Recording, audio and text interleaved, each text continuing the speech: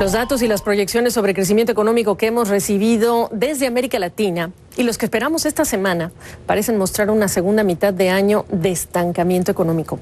Y la idea de que el conflicto comercial y el conflicto tecnológico entre China y Estados Unidos llegó para quedarse más tiempo ya está afectando la cotización de importantes materias primas, importantes incluso para nuestra región: el petróleo, el cobre, la soja, por la amenaza que representa esta tensión al crecimiento económico global, por supuesto con una menor demanda de materias primas. Pero también hay razones locales que están nublando este mismo panorama. No ayudan las razones locales.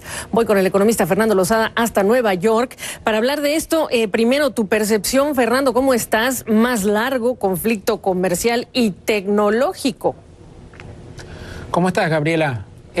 Como tú decías, el comienzo del año ha sido muy decepcionante. Esta semana vamos a tener los números de Brasil, del PIB del primer trimestre. Se espera que haya una contracción trimestre contra trimestre. En México ya sabemos que ocurrió eso. Los números de Chile, Colombia también indican que esas economías no han crecido durante el primer trimestre, y Argentina todavía está en recesión. Así que tienes cerca del 3/4 o más del PIB regional que en este momento está estancado. Creo que hay motivos globales que lo sabemos bien, en particular el impacto directo e indirecto de la incertidumbre acerca de la guerra comercial de China con Estados Unidos, pero también hay muchas razones locales que están asociadas con desarrollos políticos.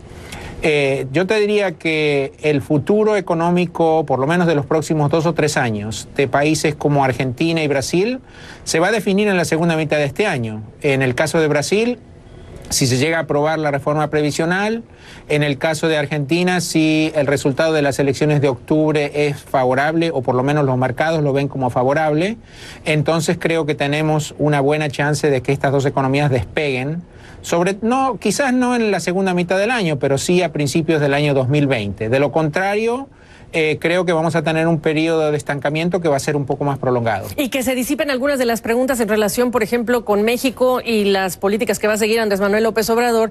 Dicho sea de paso, el Fondo Monetario Internacional ha estado en 2 países haciendo revisiones, Brasil, Colombia, y el precio del petróleo y de otras materias primas se ha convertido también en un factor de preocupación para lo que es la proyección de crecimiento.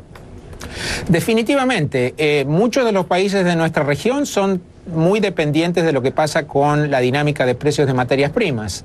Y muchas materias primas claves para América Latina han estado sufriendo y han tenido una recaída muy importante a partir de esta última etapa de conflicto entre Estados Unidos y China. En el caso del petróleo, habíamos tenido una recuperación muy importante hasta fines de abril. A fines del año pasado, el WTI estaba en alrededor de $45 por barril, llegó a estar a 66. Hoy estamos en alrededor de 58, y como consecuencia de esto tienes las acciones que la Organización de Países Exportadores de Petróleo está anunciando, que seguramente van a ser recortes adicionales a la producción. El precio de la soja, el precio del cobre, todos estos precios están mostrando que hay muchísima incertidumbre acerca de lo que puede ocurrir en términos de la negociación entre China y Estados Unidos. Lo que yo sí te diría es que me parece un error algunos informes que uno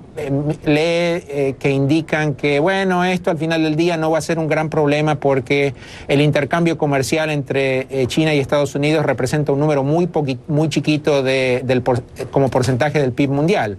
Este es un conflicto entre las 2 economías más grandes del mundo que va a tener consecuencias múltiples, no solamente desde el punto de vista comercial, sino también del flujo de capitales, transferencia de tecnología, etcétera. Por eso es que el mercado está reaccionando como lo está haciendo. Qué importante que lo estés subrayando tú, porque incluso la semana pasada AmCham China y AmCham Shanghái están hablando de miembros de estas empresas estadounidenses que están reubicando operaciones, o incluso la OCDE advirtiendo que la inversión está en riesgo en medio de estas tensiones. Hablando de la OCDE, por cierto, por estas mismas razones entonces que no las dieron con claridad, han pospuesto el ingreso de otros países de nuestra región a este club.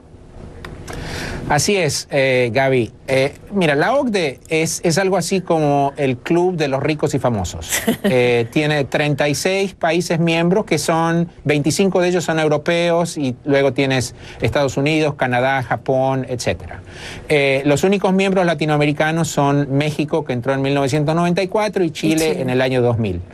Como todo club muy exclusivo, es un club que te da muy buena reputación si logras la membresía, pero de la misma manera es un club que restringe la entrada a miembros que le puedan generar problemas. Los candidatos para entrar este año de América Latina eran Argentina, Brasil y Perú.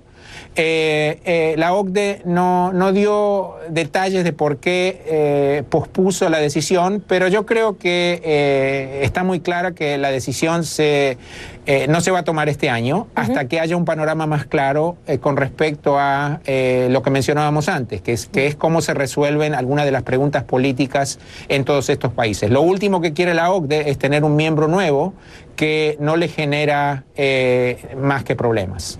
Clarísimo. Gracias, Fernando. Un placer. Igual.